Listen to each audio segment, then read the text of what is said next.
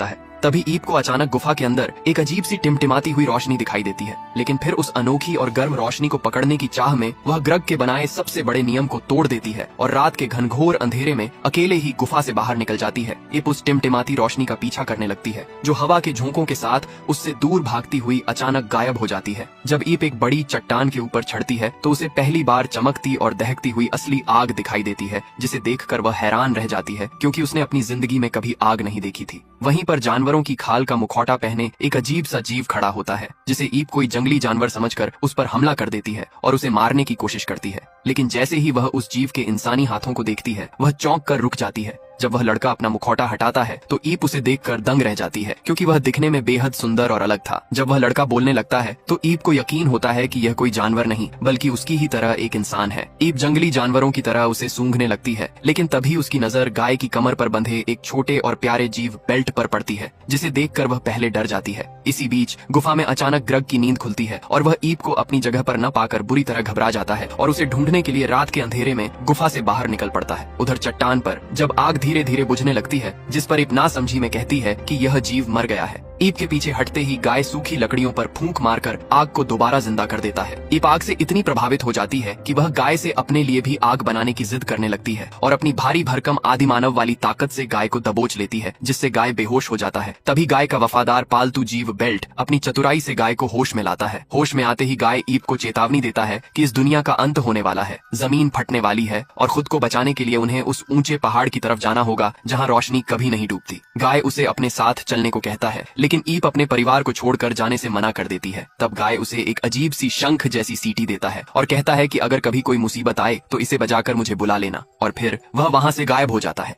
ठीक उसी समय ग्रग अपनी बेटी को ढूंढते हुए वहां पहुंच जाता है और गुस्से में पूछता है कि वह बाहर क्यों आई। सुबह होने पर एक पूरे परिवार को उत्साहित होकर बताती है कि उसने रात को कुछ नया देखा था, जिसे सुनकर पूरा परिवार सहम जाता है, क्योंकि ग्रग के कड़े नियमों के अनुसार नया मतलब सिर्फ मौत और खतरा होता है। ईप उन्हें वह शंख दिखाकर कहती है कि उसने एक लड़का देखा जो बहुत समझदार है, और वह उन्हें वह शंख बजाकर दिखाने की कोशिश करती है। लेकिन जैसे ही शंख से तेज आवाज निकलती है, पूरा परिवार खतरे की आशंका से डरकर उस शंख पर हमला कर देता है। ईप रोते हुए चिल्लाती है कि तुम सब कितने जंगली हो। लेकिन तभी अचानक एक भयानक भूकंप आता है, जमीन फटने लगती है और आसपास की बड़ी बड़ी चट्टानें टूटने लगती हैं। सभी जान बचाने के लिए गुफा की तरफ भागते हैं, लेकिन तभी ग्रग देखता है कि एक विशाल चट्टान सीधे उनकी गुफा के ऊपर गिर रही है। वह अपनी पूरी ताकत लगाकर पूरे परिवार को एक जगह समेटकर ढाल की तरह बचा लेता है। जब धूल और धुएं का गुब्बार शांत होता है तो सभी सुरक्षित तो बच जाते हैं, लेकिन जैसे ही वे सामने देखते हैं, उनकी सदियों पुरानी सुरक्षित गुफा मलबे में धूल का गुब्बार छटते ही ईप को चट्टानों के पार एक बेहद खूबसूरत, जादुई और हरियाली से भरा विशाल